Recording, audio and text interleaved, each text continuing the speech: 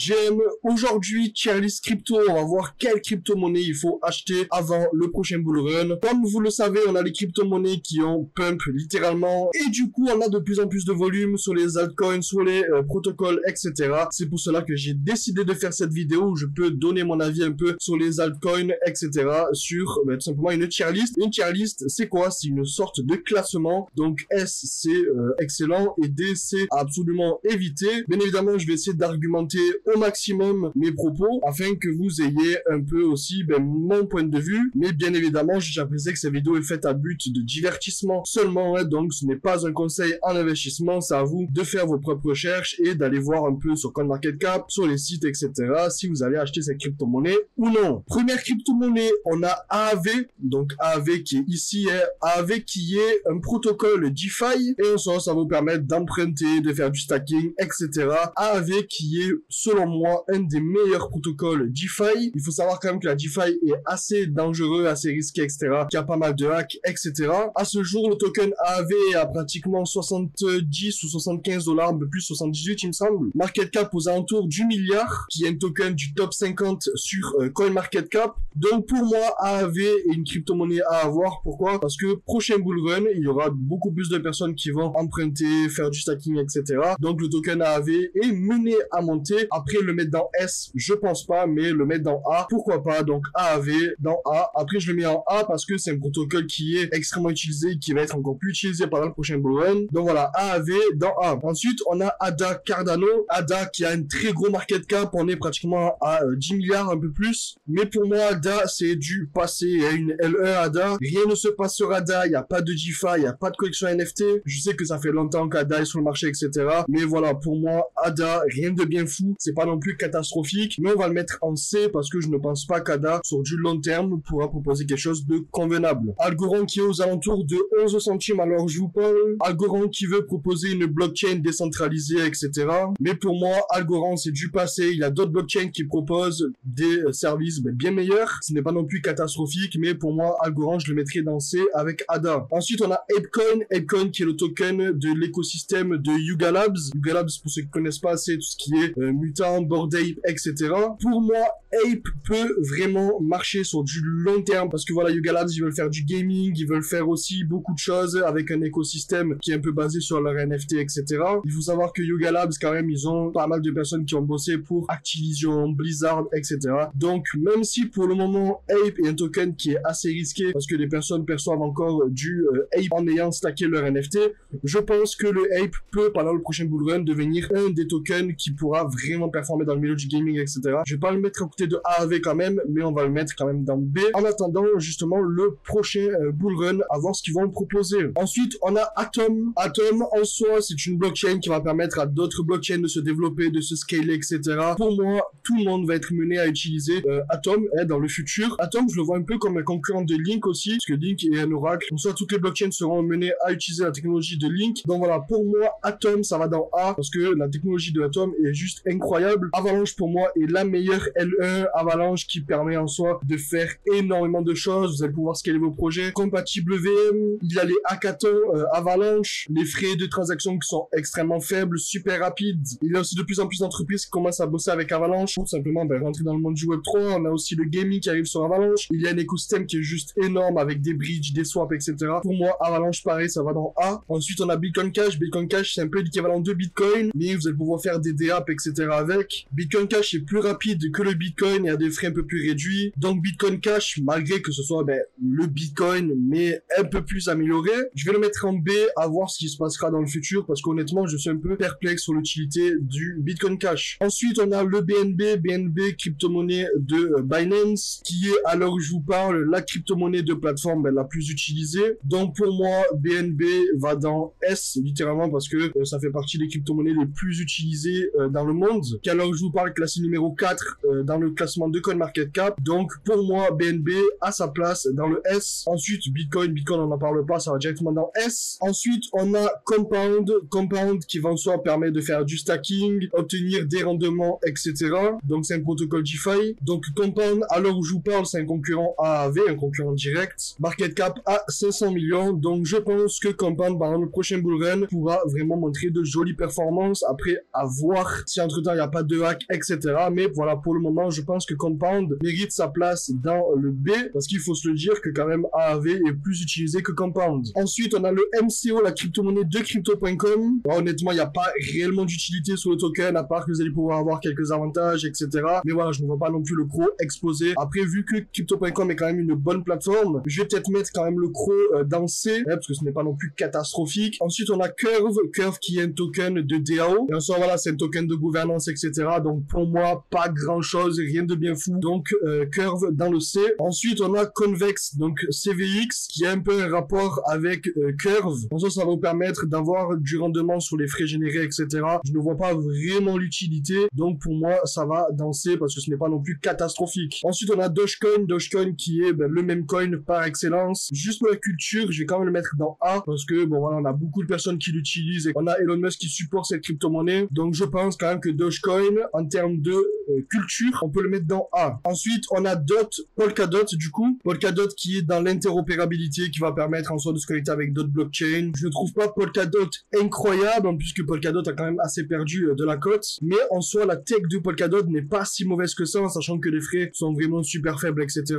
Donc, pour le moment, Polkadot, ça va dans B, à voir le prochain bullrun, comment ça se passe. Ensuite, on a EGLD qui a énormément perdu de cote, en sachant que EGLD est devenu Multiversix. EGLD, je le mettrais soit dans C, soit dans B. Dans B, pourquoi? Parce que vu que on était capable de faire des DApp extra avec EGLD, il y a potentiellement moyen qu'il se passe quelque chose pendant le prochain bullrun. Mais voilà, il s'est passé énormément de choses, le prix qui a pris une claque monumentale. Donc voilà, EGLD, pour moi, ça va dans C pour le moment, à voir ce qui se passera bien évidemment plus tard. Ensuite, on a ENS. L'utilité de ENS est juste incroyable. Ça va vous permettre d'avoir un nom de domaine pour votre adresse. Donc au lieu que les personnes vous envoient directement des crypto-monnaies sur votre wallet, ils pourront directement utiliser votre adresse. Donc je sais qu'en soi le token n'a pas vraiment d'utilité. Après le problème c'est que ENS c'est un token de gouvernance. Il y a pas mal de tokens qui seront libérés avec le temps et vendus, etc.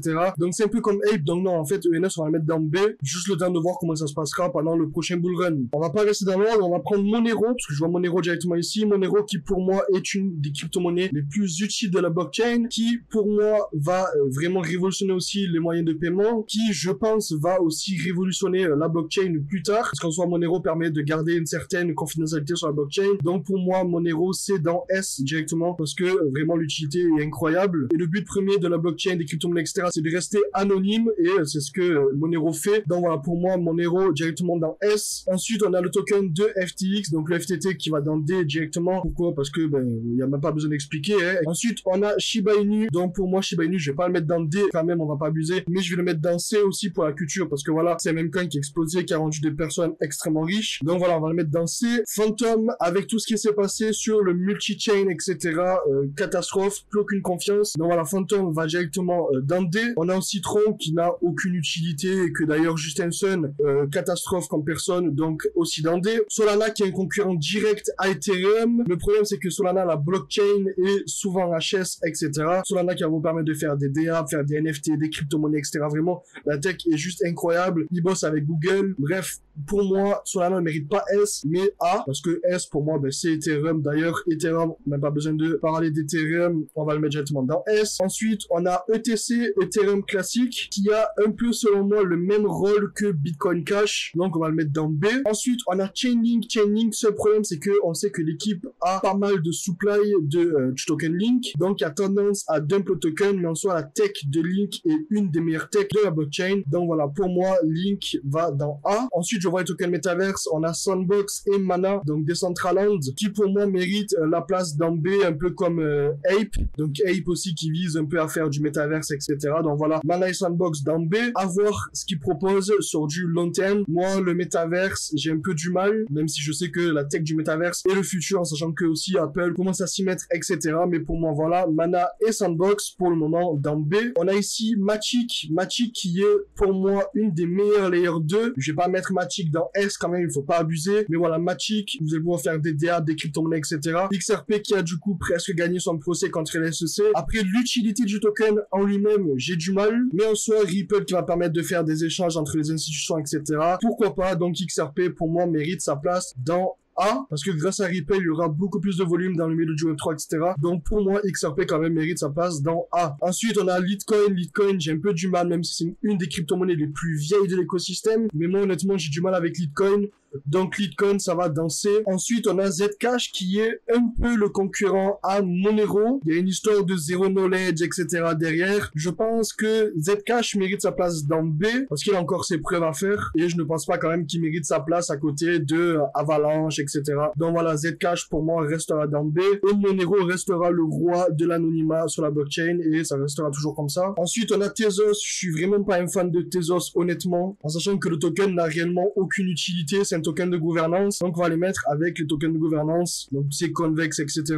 Ensuite, on a Kadena ici. Kadena, vraiment pas un gros fan, voilà, une histoire de scalabilité, etc. Mais tous les projets scalabilité, donc bien évidemment, ceux qui ont les meilleurs partenariats, les meilleurs tech, etc.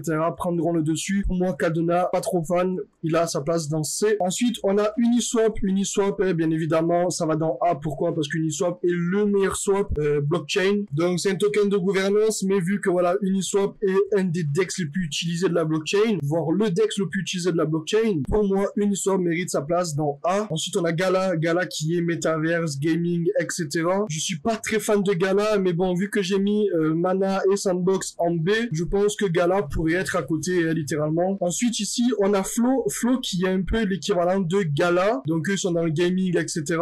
Le problème, c'est que voilà, Flow, à l'heure où je vous parle, est à la cave et sera, à mon goût, beaucoup moins utilisé que Gala, parce que Gala, quand même, ils font des choses quand même assez énormes. Ils font des événements IRL, etc. Donc je pense quand même que Flow, c'est lancé, rien de bien fou. Ensuite, on a ICP. ICP qui a une technologie qui est vraiment pas mal, qui est un peu basée sur ce qui est l'ordinateur, les technologies, les clouds, etc. Il y a une histoire de data center, etc. Donc je pense que ICP sur du long terme pourrait avoir une technologie juste incroyable. Après, la mettre au niveau A, je pense pas. Peut-être B, parce que voilà, la tech est incroyable, mais pour moi, ICP a encore ses preuves à faire. Ensuite, on a Quant. Quant qui va permettre en soi de faire de l'interopérabilité, donc connecter les blockchains entre elles. Et pour que les développeurs puissent se développer sur la blockchain, il faut qu'ils détiennent des tokens Quant. Donc pourquoi pas, Quant pour moi, B pareil, à voir ce qui se passera pendant le prochain bullrun. La tech de fil, ça va permettre en soi de stocker des données qui sont importantes pour vous, pour des entreprises, etc. et de façon décentralisée. Donc la tech en soi n'est pas si mauvaise que ça. Ça me fait penser un peu à Ternoa. Après, est-ce que le token en lui-même a une utilité? Parce que alors que je vous parle, le token est à la cave. Moi, je suis pas trop fan de garder, voilà, des données de façon décentralisée, etc. En sachant qu'avec un hack, ben, bam, des données, ben, elles sont hackées. Donc, pour moi, fil, pas très grosse utilité, hein. On va mettre fil dans C. Ensuite, on a Hbar, Adera, qui va permettre en soi aux entreprises de faire des applications décentralisées. La tech n'est vraiment pas mauvaise, honnêtement, hein. Plus on avance dans le monde du Web3 et plus les entreprises vont vouloir, ben, y venir et développer des choses dessus. Donc, pour moi, pareil, va dans B, il faut qu'il fasse encore plus ses preuves, mais j'en doute pas que prochain bullrun, Hbar arrive dans A à côté de Link, etc. Parce qu'en soi, ben, ça va permettre aux entreprises de faire des techs. Donc, on aura plus de tech dans l'écosystème. Donc, pour le moment, B, mais peut-être pendant le prochain bullrun, A. Ensuite, on a KSM, Kusama, qui est un concurrent à Polkadot. Bref, je suis pas trop fan, parce que honnêtement, voilà, encore une sorte de scalabilité, etc. Donc, pas réellement d'utilité pour moi, Kusama dans C. Ensuite, on a Maker. Maker qui est un token de gouvernance. Après, Maker, honnêtement, c'est la décentralisation par excellence. J'aurais mis Maker dans C parce que voilà, l'utilité n'est pas non plus incroyable. Mais voilà, Maker, c'est le DAI, c'est la décentralisation, etc. Donc pour moi, Maker mérite sa place dans B. Ensuite, on a NIR. NIR encore, voilà, une L1 qui réduit les frais, etc. C'est du vu et revu. Donc rien de bien fou dans NIR. NIR, on va le mettre dans C. Ensuite, on a l'ancien logo de OKB. OKB, donc qui est la crypto-monnaie de OKX. OKX qui est un DEX qui est vraiment pas mauvais. Avec le token de OKX, honnêtement, il y a pas mal d'avantages sur la plateforme, etc. Après, à dire que le token est extrêmement utile, etc. Vraiment, on va mettre le token au même niveau que le token de Crypto.com, parce que je pense que ben, c'est assez raisonnable. Ensuite, on a le Tor qui est un protocole de liquidité. Pas très fan, parce que voilà, en termes de liquidité, il y a déjà AAV, on a déjà Uniswap, etc. Je vois pas vraiment l'utilité du token. Donc voilà, pour moi, ça va dans C. Ensuite, on a le token SNX, qui est du coup le token de Synthetix, qui est un protocole DeFi. Donc voilà, c'est une histoire de stacking, de liquidité, encore une fois. Je le vois bien au même niveau que Curve, donc dans C. Ensuite, on a Theta. Theta, super utile. Pourquoi? Parce que pour moi, Theta pourrait vraiment devenir le YouTube, le Twitch, le Kick, etc. du Web3. Donc pour moi, Theta directement, on va dans B. Parce que voilà, le token, donc on va faire ses preuves, etc. Voir le prochain bullrun. Ensuite, on a le VET. VET, je vois pas vraiment l'utilité. Avoir un token pour faciliter l'exécution d'un bien, etc. sur la blockchain. Bref, je vois pas vraiment d'utilité. Donc pour moi, voilà, VET, ça va dans C. Et pour finir, on a Stellar. En soi, Stellar permet aux pays, aux individus extra qui n'ont pas accès à des systèmes bancaires, financiers, etc. d'y avoir accès. Et en soi, maintenant, voilà, Stellar permet aux sociétés bancaires d'avoir accès à la technologie blockchain. Donc je vois bien Stellar au même niveau que XRP, donc sur A, et mettre Stellar avec Avalanche, mettre Stellar avec Solana, etc.